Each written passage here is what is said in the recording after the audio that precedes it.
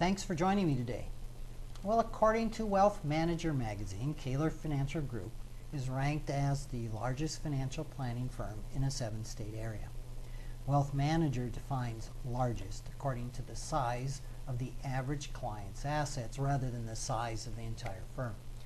Still, when I consider the small number of staff members in my office, I really find that ranking amazing. I'm proud of them, as well as very grateful for their hard work and their dedication to client service. Now, because of our growth, I'm facing a decision that is a chronic dilemma for the owners of a small business. All of us need to answer this again and again, and the question is, how big do I want my business to be?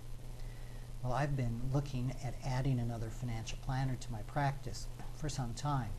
The advantages of doing that are obvious. I can accept more clients. I'll have another planner in my office when I'm gone. I'll free more of my time for speaking, writing, and expanding our services, doing the visionary things that I really love.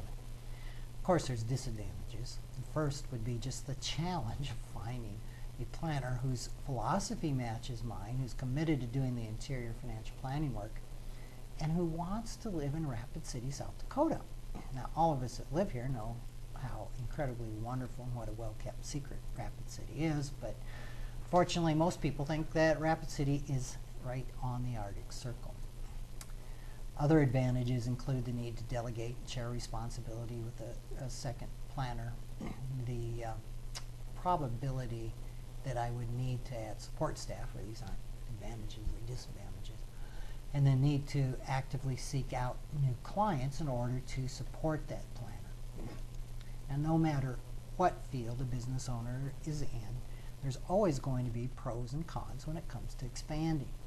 For an entrepreneur, building the business can be tempting just for its own sake.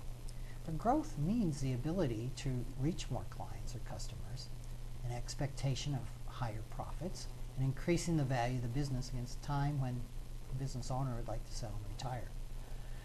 It may allow more opportunities for family members to participate in the business if they wish to. It can take the pressure off of an owner and give clients the assurance that the service they've come to expect from you will continue in the future because there's others in the company with the training and the ability to do what you do.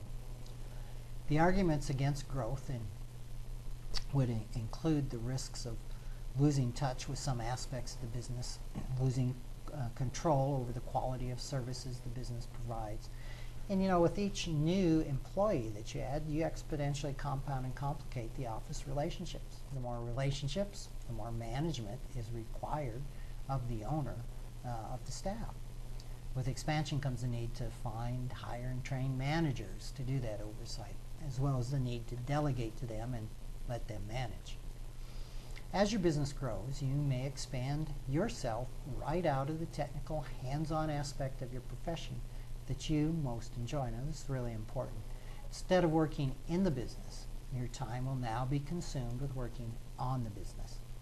Unless an owner is consciously aware and prepared for this shift in roles, the results can be disastrous. This transition is the focus of the E-Myth, a book that I highly recommend you obtain and read. The question of how big a business should be has no single right answer. The key is to making your decisions about growth as consciously as possible by getting as much information as you can and by carefully considering pros and cons. Even more important is to define and think through what your goals are for yourself and for your business. It's essential to decide how you most want to spend your time on a daily basis. Then you can more readily decide how big you want your business to become.